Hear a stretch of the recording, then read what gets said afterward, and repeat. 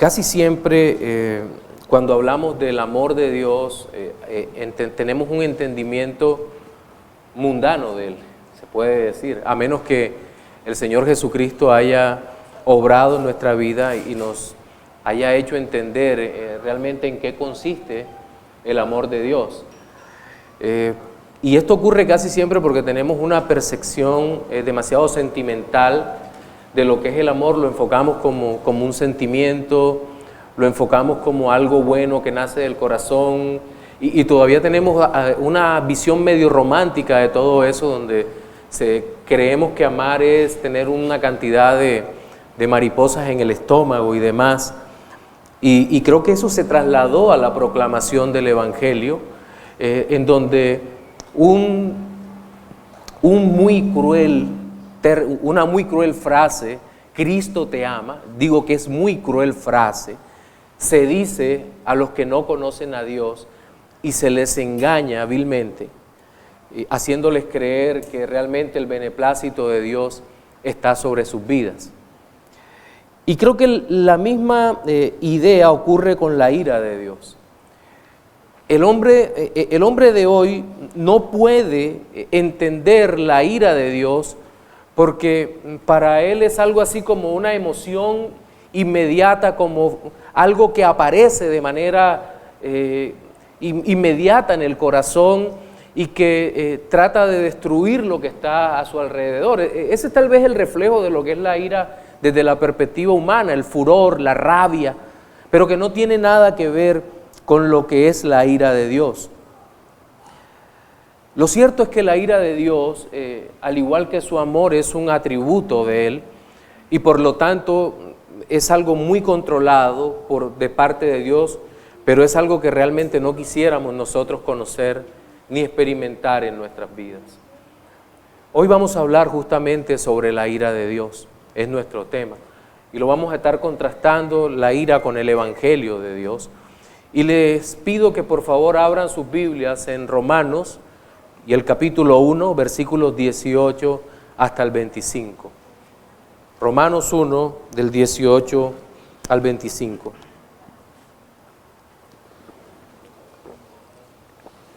Dice la palabra del Señor: porque la ira de Dios se revela desde el cielo contra toda impiedad e injusticia de los hombres que detienen con injusticia la verdad, porque lo que de Dios se conoce les es manifiesto, pues Dios se lo manifestó, porque las cosas invisibles de Él, su eterno poder y deidad, se hacen claramente visibles desde la creación del mundo, siendo entendidas por medio de las cosas hechas, de modo que no tienen excusa. Pues habiendo conocido a Dios, no le glorificaron como a Dios, ni le dieron gracias, sino que se envanecieron en sus razonamientos y su necio corazón fue entenebrecido. Profesando ser sabios, se hicieron necios y cambiaron la gloria del Dios incorruptible en semejanza de imagen de hombre corruptible, de aves, de cuadrúpedos y de reptiles. Por lo cual también Dios los entregó a la inmundicia en las concupiscencias de sus corazones, de modo que deshonraron entre sí sus propios cuerpos, ya que cambiaron la verdad de Dios por la mentira, honrando y dando culto a las criaturas antes que al Creador, el cual es bendito por los siglos. Amén. Bien, cuando nosotros vemos, cuando entramos a la carta de los Romanos, que por cierto estamos estudiando los días miércoles en la iglesia, nosotros nos vamos a encontrar que hay un tema maravilloso y recurrente a lo largo y ancho de toda la carta, que es el tema acerca de la justificación por la sola fe en Jesucristo. No es el único tema, pero digamos que es el tema que es el riel por donde va todo el tren de esta magnífica carta a los romanos.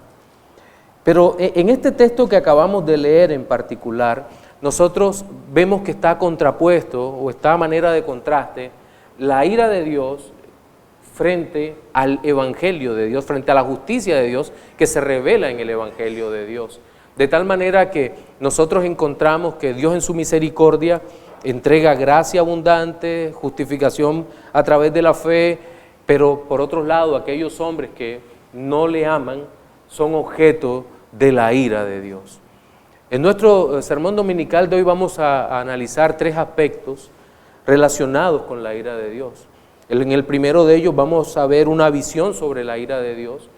Seguidamente vamos a observar entre los versículos 19 hasta el 23 cuál es la causa de la ira de Dios, por qué encontramos a Dios indignado frente al hombre, y finalmente vamos a ver las consecuencias de la ira de Dios.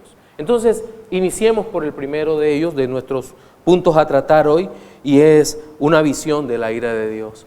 Y el versículo 18, como dice un comentarista, creo que es Roy Davis Jenkins, él dice que nosotros quisiéramos quedarnos en esa montaña maravillosa de los versículos 16 y 17 de la carta a los romanos, donde el apóstol Pablo, después que ha saludado a los romanos y expresarle su amor y su deseo de estar con ellos, le dicen: porque no me avergüenzo del evangelio, porque es poder de Dios para salvación de todo aquel que cree, del judío primeramente y también del griego, porque en el evangelio la justicia de Dios se revela por fe y para fe, como está escrito: mas el justo por la fe vivirá.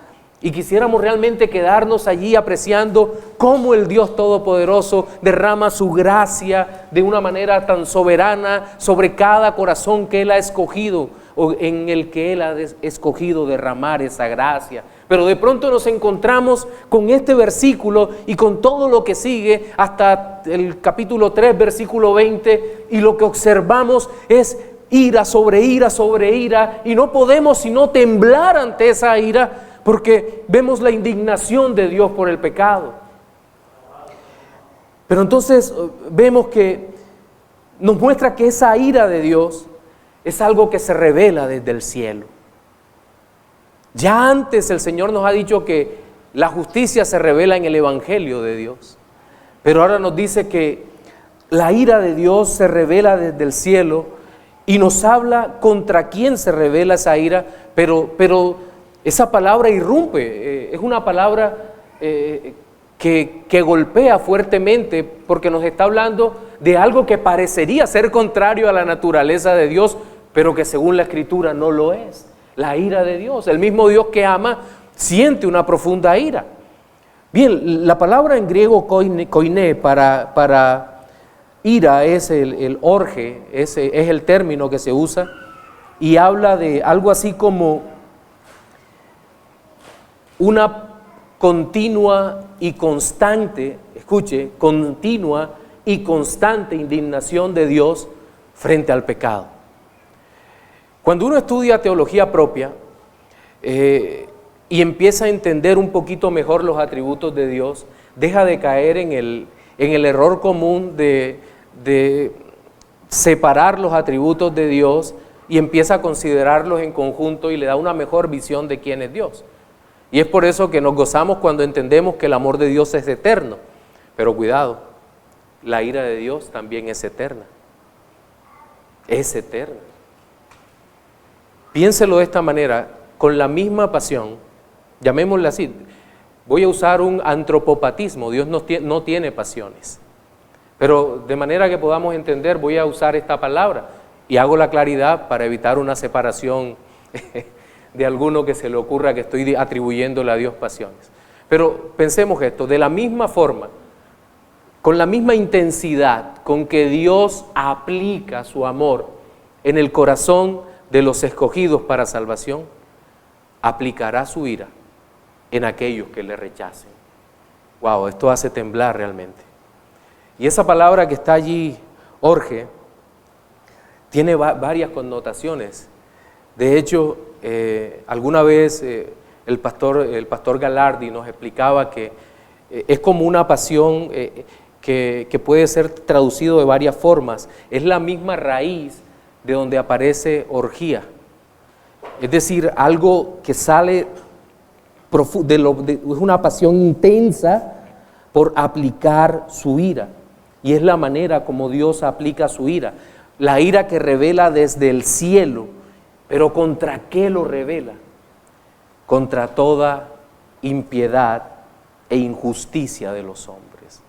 Aquí hay dos términos que deben ser considerados en conjunto, pero que cada uno tiene su significado.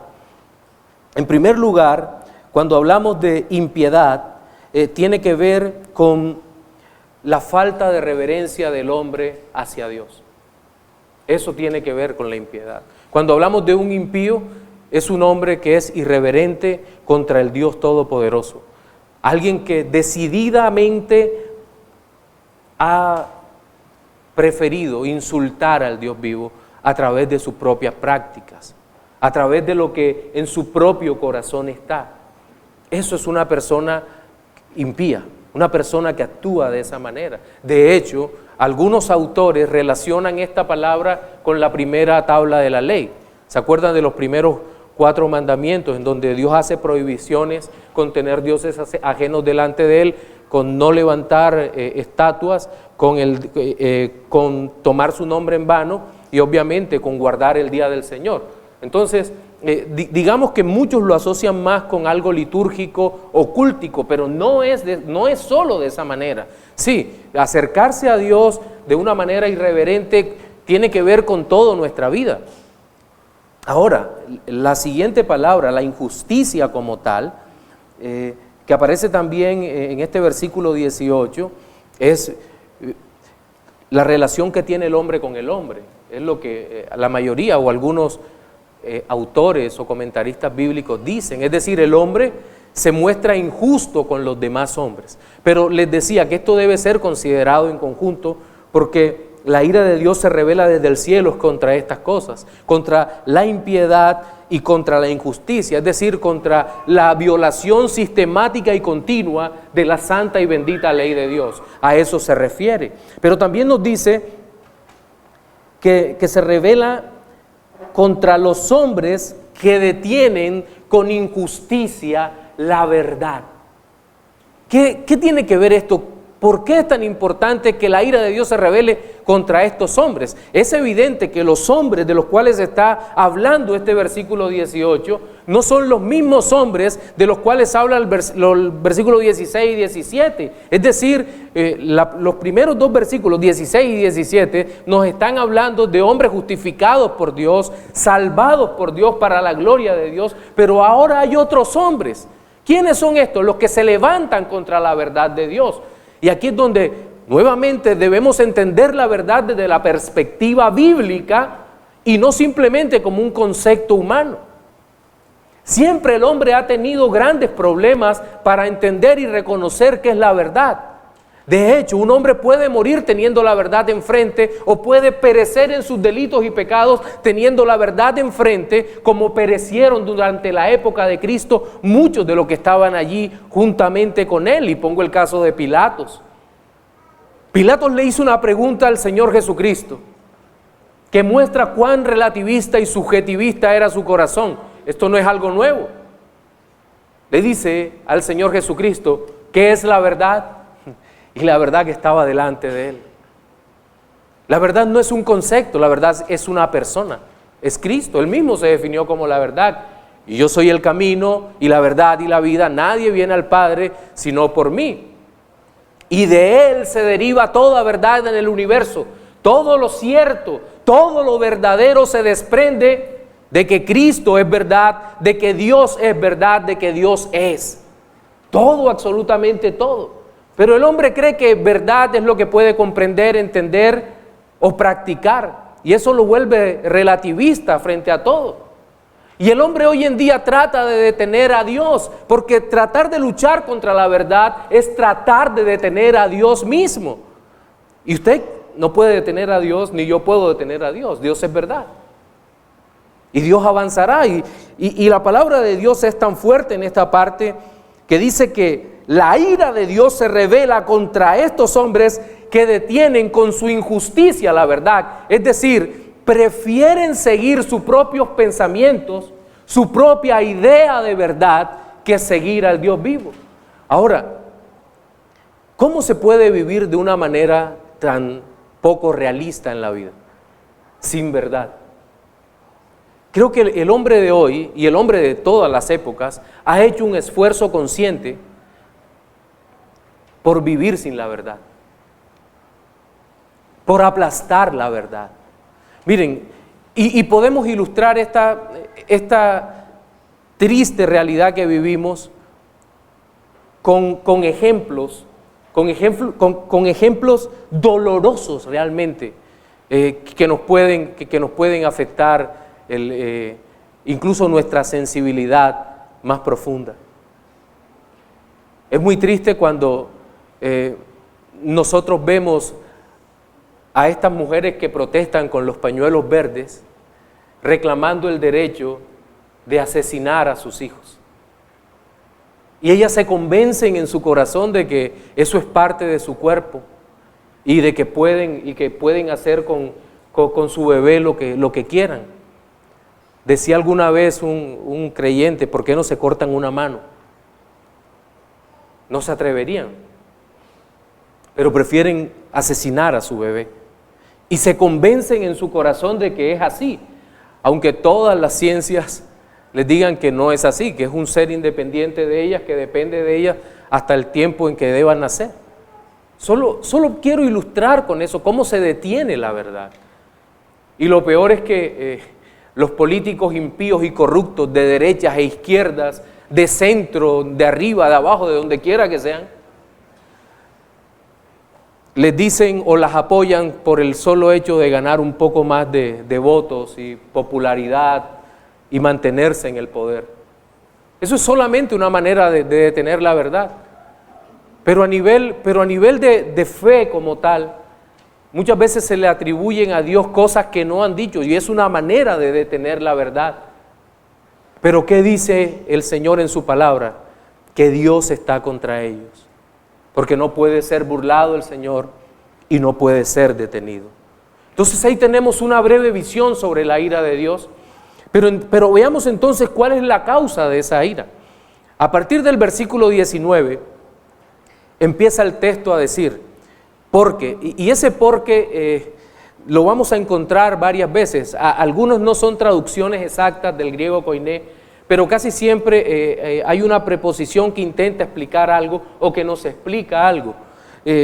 Aquí dice, porque lo que de Dios se conoce, les es manifiesto, pues Dios se lo manifestó. Porque las cosas invisibles de Él, su eterno poder y deidad, se hacen claramente visibles desde la creación del mundo, siendo entendidas por medio de las cosas hechas, de modo que no tienen excusa. Antes de seguir la lectura, quiero detenerme un momento acá.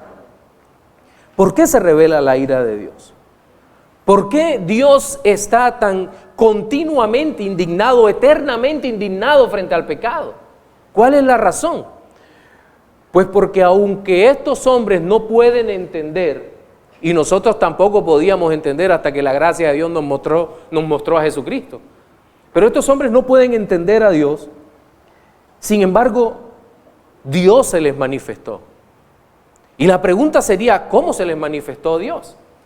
Creo que aquí muchos hombres quieren una manifestación de Dios espectacular.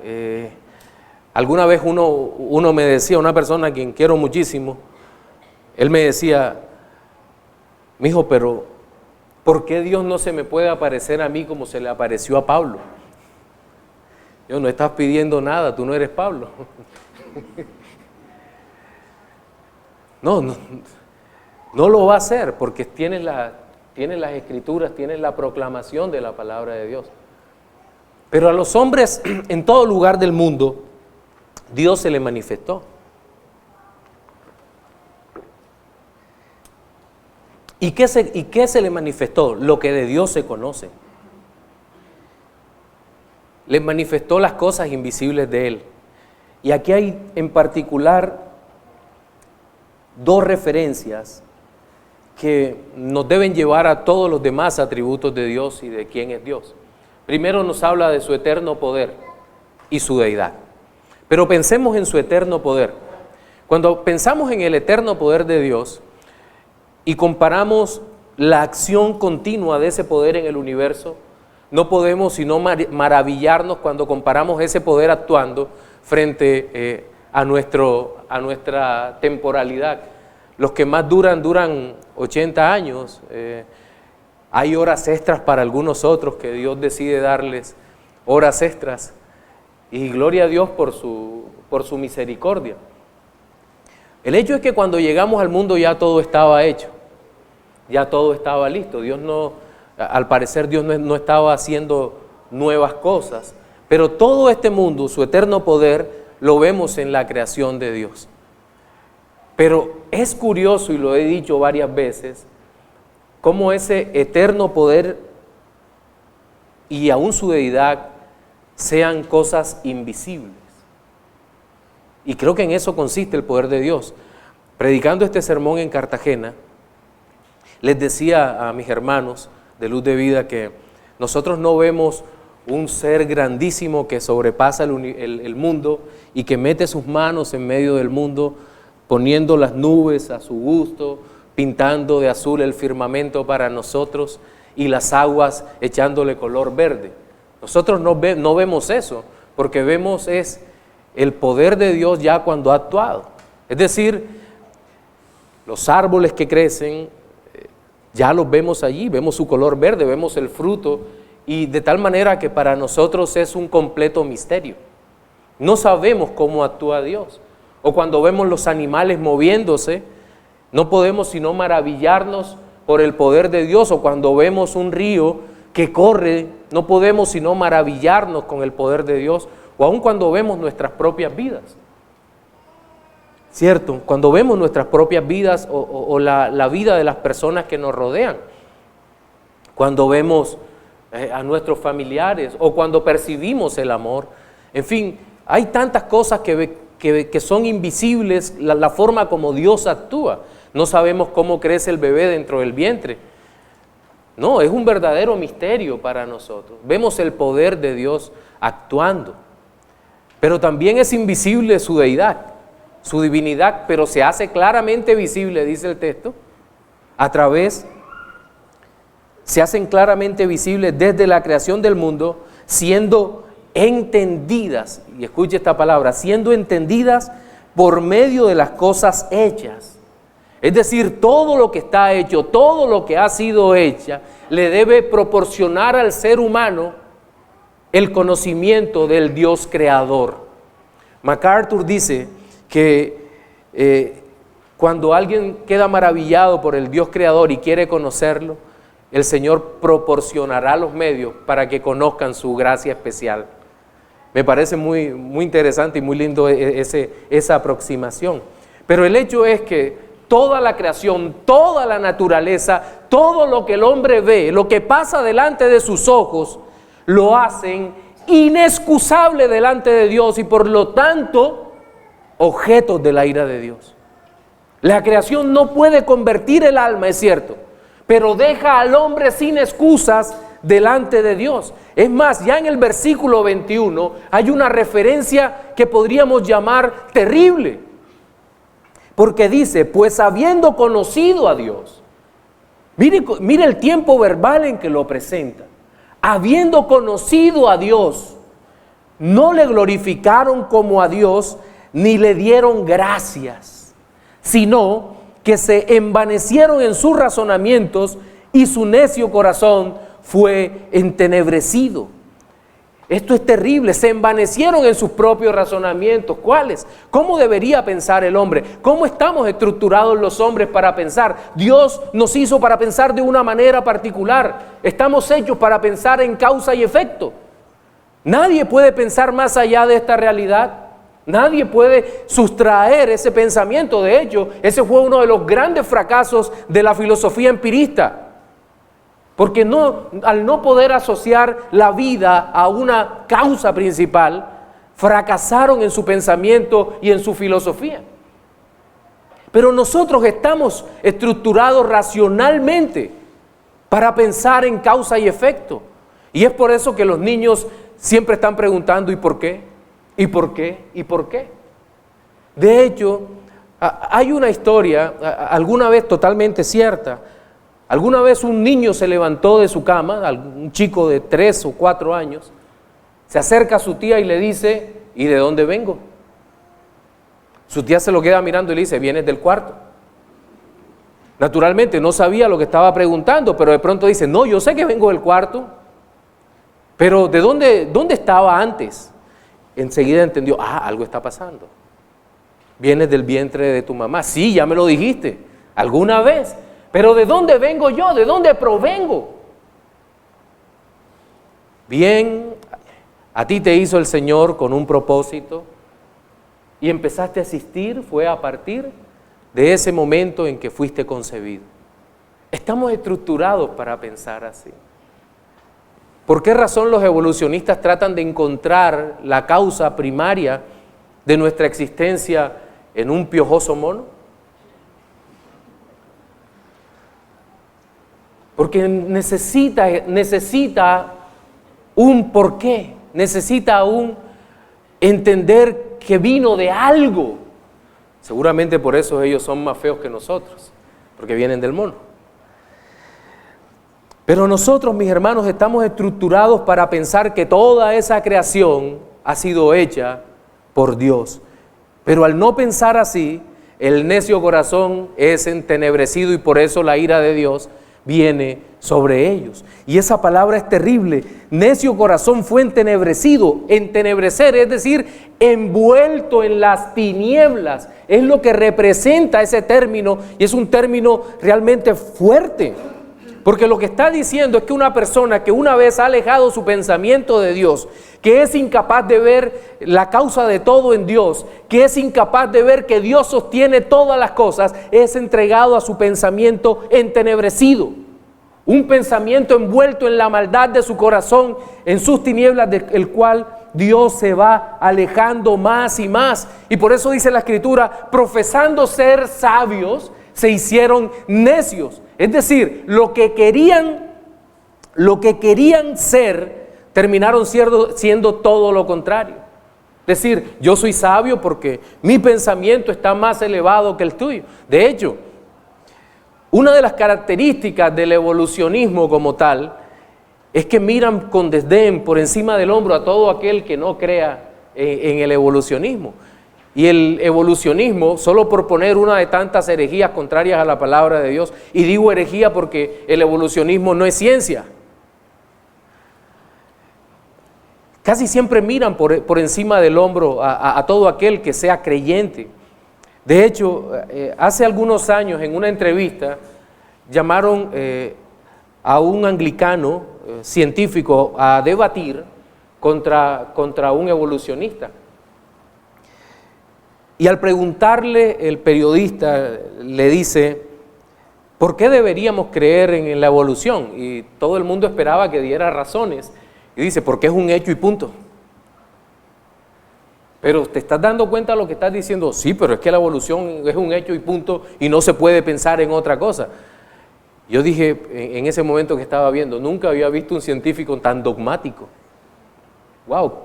¿Cómo son capaces de proclamar un dogma sin tener las verdaderas certezas de todo y la cantidad de huecos que hay en la teoría, en la hipótesis de la evolución? Se necesita tener el alma entenebrecida y caer en este tipo de necedad. Pero ¿a dónde conduce todo esto? Dice que cambiaron la gloria del Dios incorruptible en semejanza de imagen de hombre corruptible, de aves, de cuadrúpedos y de reptiles. Cambiaron, hicieron una transacción. Dios les mostró su gloria y ellos cambiaron la gloria de Dios. Sobre este pasaje hay muchos que dicen que desde el versículo 18 al 32 y parte del capítulo 2 habla exclusivamente de los gentiles.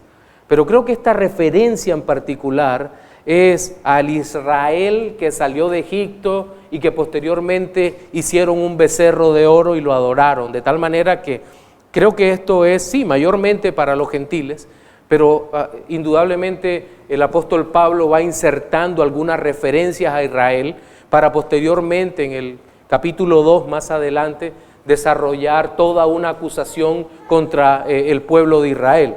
Bien, habiendo hecho esa aclaración, centrémonos nuevamente en este cambio. Cambiaron todo por nada. Cambiaron la gloria del Dios incorruptible. Y esto es realmente lamentable, porque el ser humano es lo que hace cuando no conoce a Cristo, cuando no es alcanzado por la gracia. Cambiar la gloria de Dios por su propio razonamiento. Cambiar el todo de Dios por el nada de lo que tiene en sus bolsillos y en su alma y en su corazón.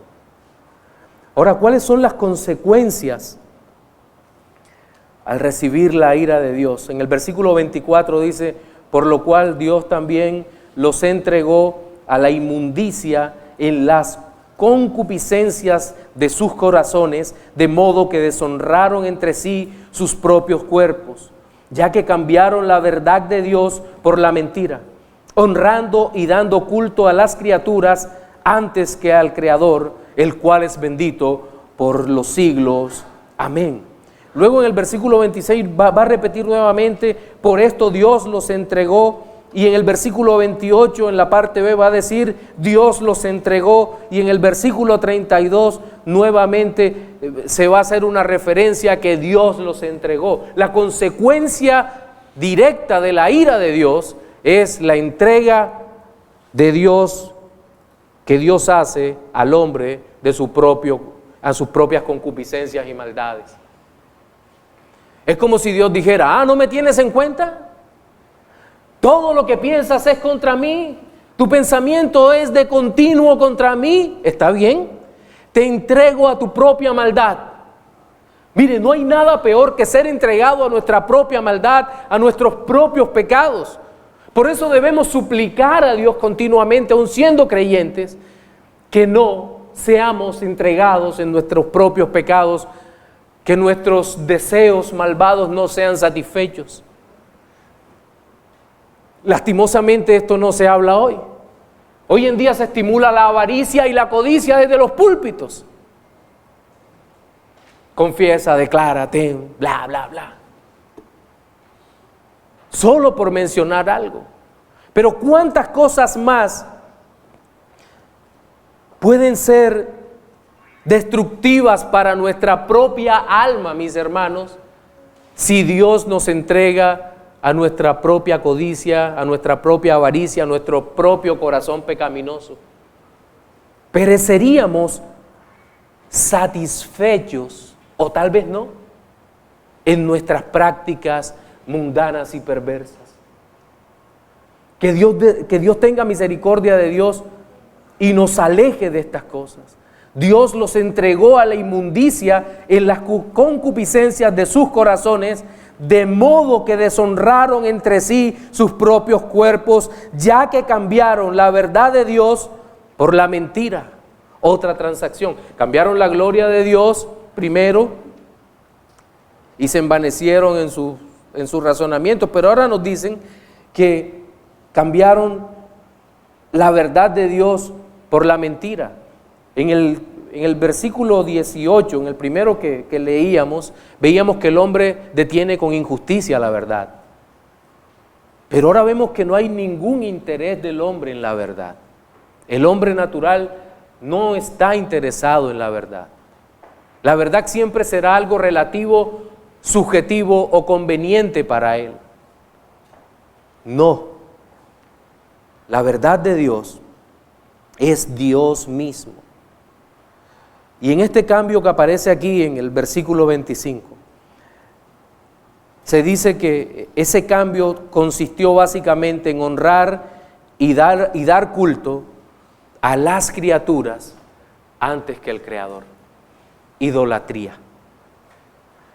Todo aquello que no conduzca a la adoración y exaltación del Dios vivo es idolatría.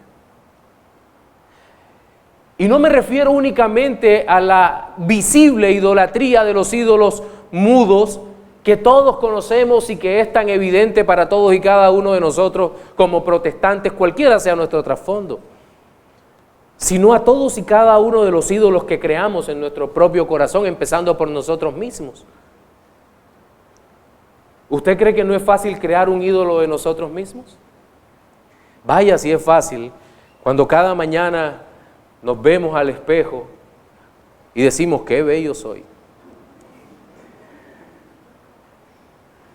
Y el mundo le estimula eso diciendo, qué gran autoestima tienes. No, cada año que pasa somos más feos y eso lo reconozco. Cada tiempo que pasa nos vamos desgastando, nuestro hombre exterior le van cayendo los años y no hay nada que podamos hacer para evitarlo. Inventamos frases para que el tema no sea tan cruel, pero los años nos van a pasar.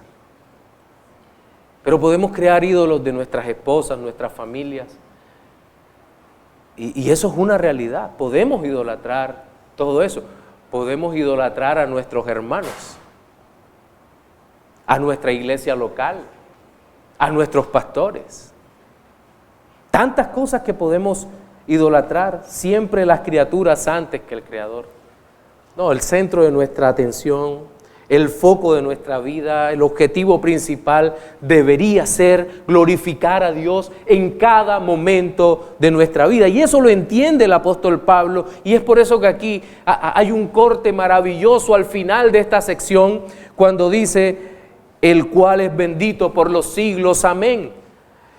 Me llama la atención que algunos comentaristas parece que caen en la trampa de lo cotidiano y dicen, no, para los judíos era muy común expresar una doxología en cualquier momento. Y por eso el apóstol Pablo expresa una alabanza al Señor en ese momento. No, yo creo que eso está dentro del contexto total del pasaje como tal. Porque Pablo viene hablando justamente de ese cambio cruel que han hecho los hombres, dejando al Creador por las criaturas, y termina diciendo, el Creador, el cual es bendito por los siglos, poniendo una distancia enorme entre el Creador y la criatura, haciéndonos entender que el único digno de alabanza es el Creador y no las criaturas. Y entendemos por el resto de este texto, por el resto del pasaje, por el resto del libro, que el Dios Todopoderoso es digno de alabanza no solo por haber creado todas las cosas, sino por habernos salvado. En el capítulo 4 de la carta a los Romanos vamos a encontrar la justificación por la fe en la persona de Abraham. Y posteriormente en el capítulo 5 vamos a encontrar cuáles son los resultados de esa maravillosa justificación por la sola fe en Jesucristo. Y vamos a ver cuán grande es la obra de Cristo en nuestras almas por su poder derramado en el corazón nuestro y cómo nos rescató de esa ira. Éramos herederos de la ira de Dios, pero el Señor rompió con todo eso y nos dio a su Hijo, nos dio Cristo de tal manera que hoy en día somos salvos para la gloria de Dios y no podemos sino darle gloria a Dios por todo lo que ha hecho en nosotros. Y por eso, al igual que Pablo, nosotros hoy expresamos una doxología, un cántico de alabanza, diciéndole, Señor, gracias porque nos has rescatado para ti, nos has rescatado para tu gloria, nos has bendecido con tu presencia. Y cada día, mis hermanos, no podemos sino glorificar a Dios por tan grande obra en nosotros. Y no podemos sino orar para que esa gracia maravillosa alcance a otros y para que otros sean partícipes de tan grande felicidad. Oh, cuánto gozo, cuánta alegría, cuánto deseo nuevo hay en nuestras almas de compartir esta gran noticia de la gloria de Dios en los corazones. En nuestro sermón dominical de hoy vimos, en primer lugar, una visión de la ira de Dios. En segundo lugar, la causa de la ira de Dios. Y luego vimos la consecuencia de la ira de Dios, pero no nos quedamos allí, sino que vimos ese magnífico contraste entre la ira de Dios y su gracia poderosa que nos alcanza. Quiero reflexionar con un par de aplicaciones finales para los no creyentes. Amigo, tú eres objeto de la ira de Dios. Tu destino hoy es el infierno. el más cruel dolor que puedas imaginar por los siglos de los siglos, sin reposo, sin descanso. Por eso el llamado es a que te vuelvas a los pies de Cristo, que le supliques que te conceda arrepentimiento y fe y que te salve por su gracia. Clama, suplica, pídele, porque hay una promesa para todo aquel que viene a los pies de Cristo, corre a los pies de Cristo. Para los creyentes, hermanos, hemos sido objetos de la gracia de Dios. Somos objeto de la gracia de Dios. Seguiremos siendo objeto de la gracia de Dios por los siglos de los siglos. No hay riqueza ni privilegio más grande en el universo que haber recibido todo esto. La gracia de Dios en Jesucristo. Por lo tanto, regocijémonos, alegrémonos en Él, porque el Señor nos ha salvado y en Él seguiremos teniendo esta felicidad perpetua para siempre. Amén.